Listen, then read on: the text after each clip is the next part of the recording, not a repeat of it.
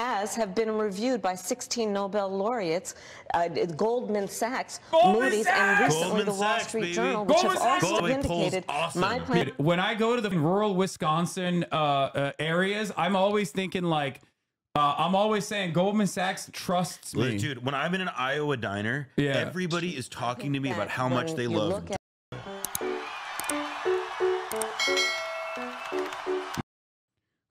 Okay, Kamala Harris is talking to Brett Baier on Fox News. What was a bipartisan effort, including some of the most conservative members of the United States Congress, adopted to actually strengthen the border. And apparently it's not going well. First question was, how many illegals did you let in? 1,500 then he interrupted her and she said, I'm not finished, which she is didn't why care. I believe the Border Patrol agents supported the bill. It would have allowed us to stem the flow of fentanyl coming into the United States, which is a scourge affecting people of every background, every location in our country, killing people. It would have allowed us to put more resources into prosecuting transnational organizations, which I have done as the Attorney General, former Attorney General of a border state. Madam Vice President, a couple of things. Prosecuted trafficking of drugs and human beings. But let me just finish. 6 Democrats voted against that bill. Learned about that bill and told them to lit because he preferred to run on a problem instead of fixing a problem. And in this election, this is rightly a discussion that the American people want to have. And what they want are solutions, and they want a president of the United States political games with the issue, I hear you, but actually is focused on fixing it. 6 Democrats voted against that bill. It would have allowed 1.8 million illegal immigrants into the country a year. A lot of conservatives had a problem with it. These are the 6 Democrats. But more importantly, back to the original premise, Jocelyn Nungari, Rachel Morin, Laken Riley, they are young women who were brutally assaulted by some of the men who were released at the beginning of the administration, well before a negotiated bipartisan bill. Former President Clinton actually referred to Laken Riley Sunday, and there's nothing you can do about it because you've completely adopted the right-wing framing on immigrants constituting a national security threat. Why the fuck is she talking to Fox News this is well 3 weeks before before? any negotiation. Like you're just giving them like, all right, here's a bunch of clips they're going to use against you. Have this fun. is a specific policy decision by your administration. It's because Brett, and they thought he'd be like more reasonable, probably. Do you foolishly. the big brain on an apology?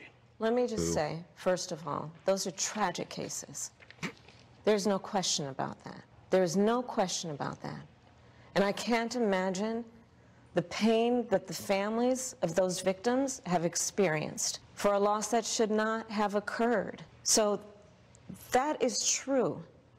It is also true that if a border security had actually been passed 9 months ago, it would be 9 months that we would have had more border agents at the border, more support for the folks who are working around the clock trying to hold it all together. Madam Vice President. To ensure that no future harm would occur. She's also very bad at contested stuff. And this election in 20 days it sucks, man. will determine whether we have a president of the United States who actually cares more about fixing a problem, even if it is not to their political advantage in an election. Because there was a solution, Brett. The brigading has started, baby. Decision in the early part of your administration. I will let 500 comments. Talk about it. Take a listen. Because of the Biden-Harris administration open border policies catch and release, they were enrolled in the Alternatives to Detention program. This meant that they were released into the United States.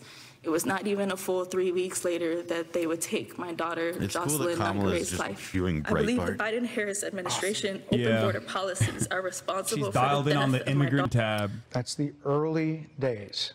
So do you owe them an apology is what I'm saying. I will tell you that I am so sorry for her loss. I am so sorry for her loss.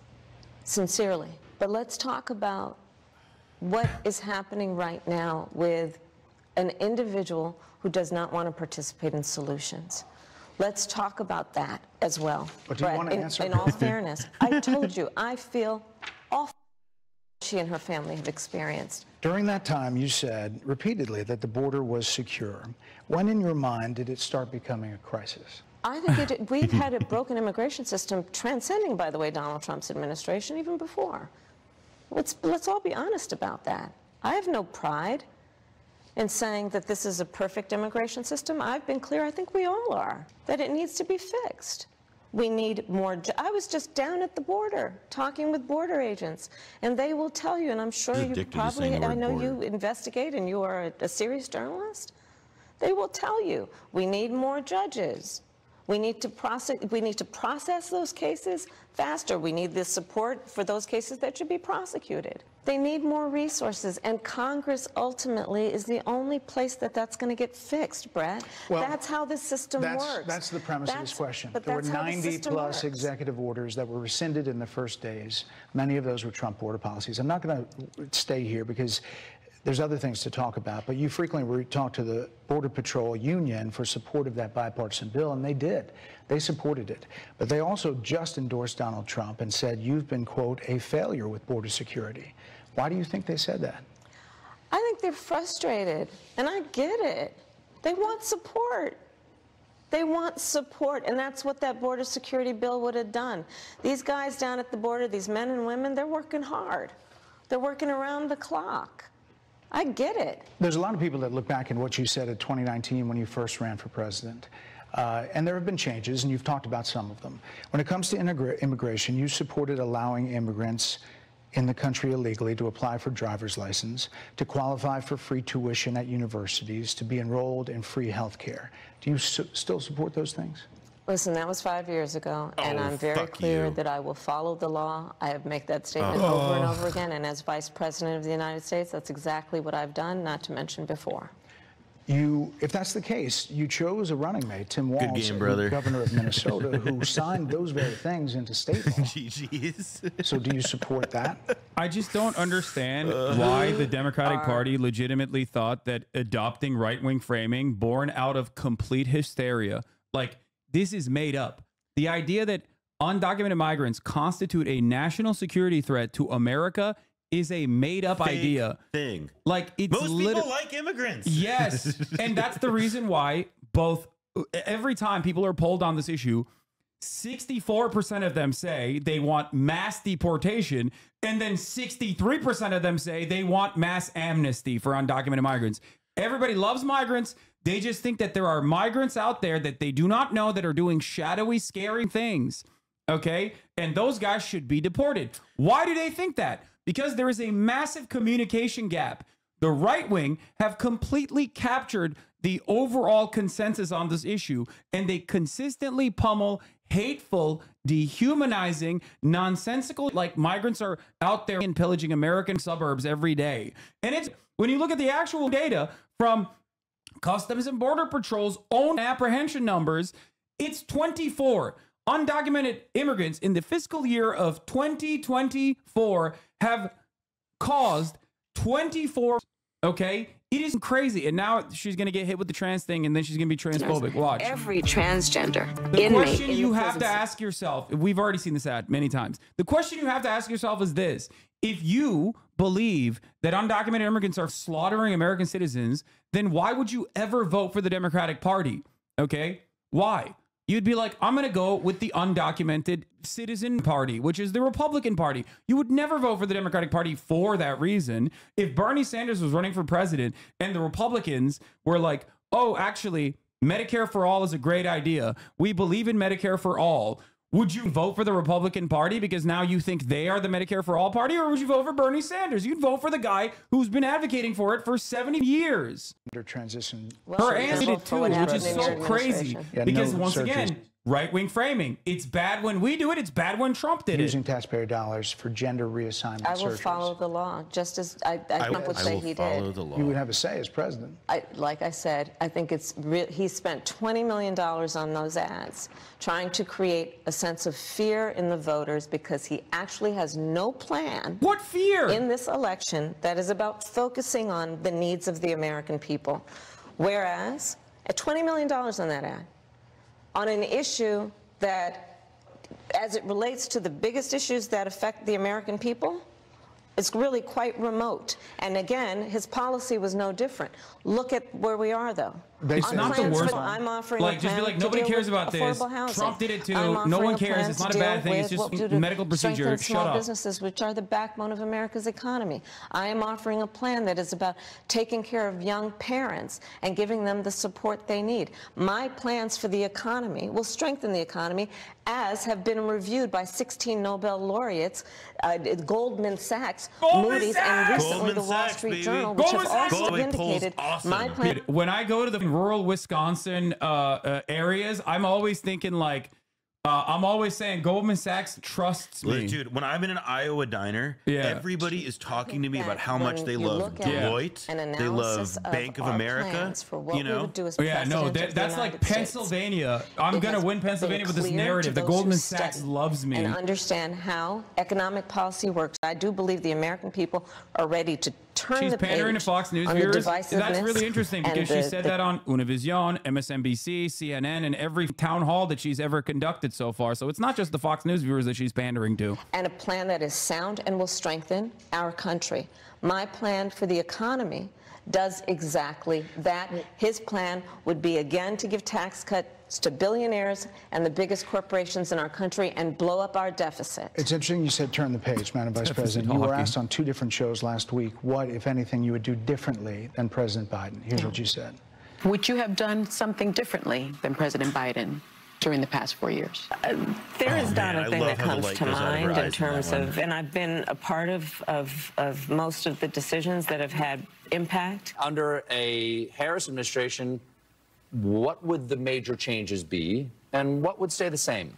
Sure. Well, I mean, I'm obviously not Joe Biden. I know. And so that would be one change. She's going to make the Twitch subscription $5 again because I'm running a 3-minute ad break at the top of the hour. I'm going to say with, 28 days to go, I'm not Donald Trump. So you're not Joe Biden, you're not Donald Trump, but nothing comes to mind that you would do differently? Let me be very clear. My presidency will not be a continuation of Joe Biden's presidency. And like every new president that comes in to office, I will bring my life experiences, my professional experiences, and fresh and new ideas. I represent a new generation of leadership. I, for example, am someone who has not spent the majority of my career in Washington, D.C. I invite ideas, whether it be from the Republicans who are supporting me, who were just on stage with me minutes ago, and the business sector, and others who can contribute to the decisions that I make about, for example, my plan for increasing the supply of housing in America and bringing down the cost of housing, addressing the issue of small businesses, which is about working with the private sector to bring more capital and access to capital to our small business leaders, including my plan for a $25,000 down payment assistance for first-time home buyers and for small businesses, extending the tax deduction from $5,000 to $50,000. We've heard a lot about those plans in recent days. Your campaign slogan is a new way forward, and it's time to turn the page. You've been vice president for 3.5 years, so what are you turning the page from? Well, first of all, turning the page from the last decade in which we've been burdened with the kind of rhetoric coming from Donald Trump that has been designed and implemented to divide our country and have Americans literally point fingers at each other. Rhetoric and an approach to leadership that suggests that the strength of a leader is based on who you beat down instead of what we all know. The strength of leadership is based on who you lift up. The strength of an American president, which is one who understands that the vast majority of us have more in common than what separates us. Madam Vice President, more than 70% of people that is about turning the page on rhetoric that people are frankly exhausted of, Brett. More than Brady's fucking cooking her because these are the very obvious weaknesses that you can expose in an objectively bad campaign. I'm trying to imagine how they Vice prepared President and President Biden being president. Do so that well, is like she's what doing they're right saying. now. 79% of them. Why are they saying that? If you're turning the page, you've been in office for 3.5 years. All right, I'll be back. And Donald Trump has been running for office. But you've been the person holding the office. Come on, to know what I'm talking about. You and I both know what I'm talking about. I actually don't. What are you talking about? What I'm talking about is that over the last decade, people have become. But listen, Over the last decade, it is clear to me, and certainly the Republicans who are on stage with me, the former chief of staff to the president, Donald Trump, former defense secretaries, national security advisor, and his vice president. One, that he is unfit to serve, that he is unstable, that he is dangerous, and that people are exhausted with someone who professes to be a leader who spends full time demeaning and engaging in personal grievances and it being about him instead of the American people. People are tired of that. If that's the case, why is half the country supporting him? Why is he beating you in a lot of swing states? Why, if he's as bad as you say, that half of this country is now supporting this person who could be the 47th president of the United States? Why is that happening? This is an election for president of the United States. It's not supposed to be easy. I know, but it's not supposed to be. It is not supposed to be a cakewalk for anyone. So are they misguided, the 50%? Are they stupid? What is it? I would never say that about the American people. And in fact, if you listen to Donald Trump, if you watch any of his rallies, he's the one who tends to demean and belittle and diminish the American people. He's the one who talks about an enemy within, an enemy within, talking about the American people, suggesting he would turn the American military on the American people. We asked that question to the former president today. Harris Faulkner had a town hall, and this is how he responded. I heard about that. They were saying I was like threatening. I'm not threatening anybody. They're the ones doing the threatening. They do phony investigations. I've been investigated more than Alphonse Capone. He was the greatest gangster. No, it's true. No, but think of it. It's called weaponization of government. It's a terrible thing. So, Brett, I'm sorry, and with all due respect, that clip was not what he has been saying about the enemy within that he has repeated when he's speaking about the American people. That's not what you just showed. Well, he was asked about that specific... No, that's not what you just showed. In all fairness and respect to you, that was the question that we asked him. You didn't show that, and here's the bottom line. He has repeated it many times, and you and I both know that. And you and I both know that he has talked about turning the American military on the American people. He has talked about going after people who are engaged in peaceful protest. He has talked about locking people up because they disagree with him. This is a democracy. And in a democracy, the President of the United States, in the United States of America, should be willing to be able to handle criticism without saying he'd lock people up for doing it. And this is what is at stake, which is why you have someone like the former chairman of the Joint Chiefs of Staff saying what Mark Milley has said about Donald Trump being a threat to the United States of America. He's quoted in the Bob Woodward book that way, yes. Let me ask you this, Madam Vice President. You call Donald Trump, he's misguided. You say now he's unstable. He is unstable, Brett. He's not well. You say he's mentally not stable. He's not stable. Let me ask you this. You told many interviewers that Joe Biden was on his game, that ran around circles on his staff. When did you first notice that President Biden's mental faculties appeared diminished? Joe Biden, I have watched from the Oval Office to the Situation Room, and he has the judgment and the experience to do exactly what he has done in making very important decisions on behalf of the American people. Okay, people, I need to make an announcement. I did not time this so that one Jewish guest of mine would be swapped out for another. Okay. And I know that everyone is going to say Noah's back because they were calling Noah Felix earlier. I'm under for fostering in this community, and you guys are being right now. Well, I mean, what your chat doesn't know is that this is the last day you will ever see Noah, me, any other Jewish content creator, even the secret ones like Mr. Beast, because it's no longer safe. As everyone knows, Shy David I was finally banned from Columbia campus. Oh, we'll get to that. That's how Crystal Knock started the first time. I'm so happy that you were able to demonstrate your bravery by coming here on a day of mourning for you. Well, it was kind of like, if people remember the freeway mission from the new Modern Warfare 2. I was fighting off JVP convoys and everything, jumping from car to car. It was very harrowing. Yeah. Anyway, we're watching Kamala get kind of cooked by Brett Baer on this Fox News interview that I don't know why she's doing. Okay. But we'll get back to all of that in a second. I don't get the point of going on Fox what News we need to do when you're like, if you're not prepared to be like, yeah, Biden's cooked. Oh no, yeah, you know? she got questioned on that too. And Brett was like, 75% of Americans want a change of attitude. Experts thought you would say you China. are not representing that at all. FBI director had said that. Confusing. But you said Iran. If that's the case, what do you say to critics who look at the actions of your administration and say you're not acting like Iran is the #1 threat? Well, I will tell you most recently, whether it was in April or in October, and then several hours on each occasion that Iran posed to Israel, I was there.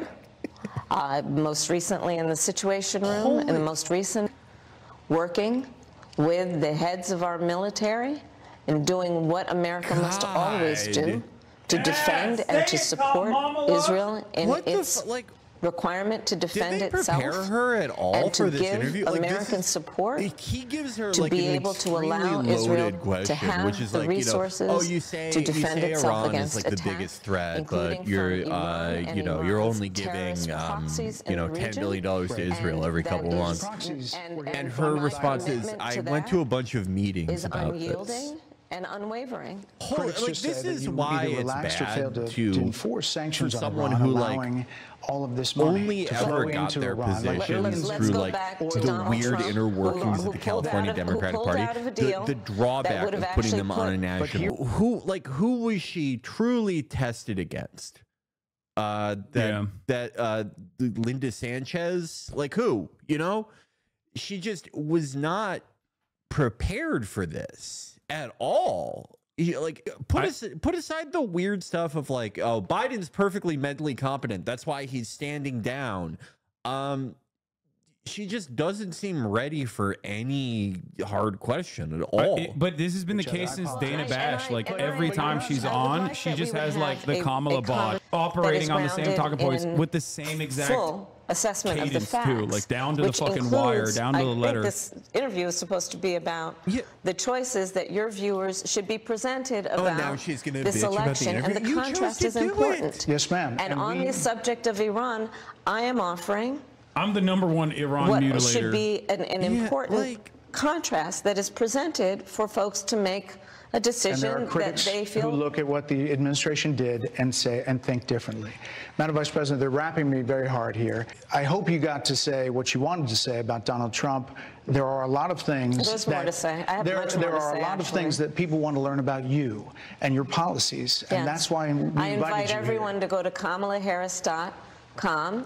And you will see that I have 80 pages of policies that are quite comprehensive and should be accessible to anyone who would like to read them. Yeah, and it includes what I intend to do about affordable housing, what I intend to do about small businesses, what I do that's why we invited you to see where you were in 2019 and where you are now. America's military and ensure we have the most lethal and best fighting force in the world. Madam Vice President, and they're giving me a hard rap. Well, I thank you for the time. I want the most lethal fighting force, I promise. Thank you very much. Thank you. Oh, yeah, I know that place. Yeah, I love this place. Okay. Let me see. Let's bring in our panel. Martha McCallum, anchor and executive editor of The Story with Martha McCallum. Dana Perino, co-anchor of America's Newsroom, co-host of The Five, and Harold Ford Jr., co-host of The Five. Dana, I'm going to start with you. What's your takeaway? That may be a little too heavy. One, I think it is great that you did the interview with Fox, and I think that it was amazing that you were the interviewer. I think that that was an incredible 30 minutes, well spent by both of you. Now, I would say we will get back to the Kamala interview on Fox News as I am in a way giving a lactose intolerant man Turkish food, which is heavy on the lactose front, what you could probably consider an act of chemical. It's Turkish food is like, it could be my favorite cuisine from the region. Hand to God. Like, no one, like, out of all the different sandwich types in the, let's put this in like Kamala parlance, in the Muslim world. In the Islamic world, yeah. Turkish ones are the absolute best. Turkey has a mastery over bread that no one else has. So good. It's insane. I miss when I lived in Queens and there was like a Turkish place I would always order from, and every the thickest, like, what's the stuff, the sesame bread, you know what I'm talking about? Simit. Yeah. Oh yeah. And ever since I've come here, like, I never, it's always like lavash wraps. Is it because we can't buy meat? The Turks in the chat are chirping. Is it Felix bizi kazandı? Türkiye olarak Felix'in arkasındayız. Felix won us over. The entirety of Turkey is behind Felix. Thank you. No, wait. I'm just telling you guys. Wait till the dinar or the lira comes back. It bounces back. Its true value.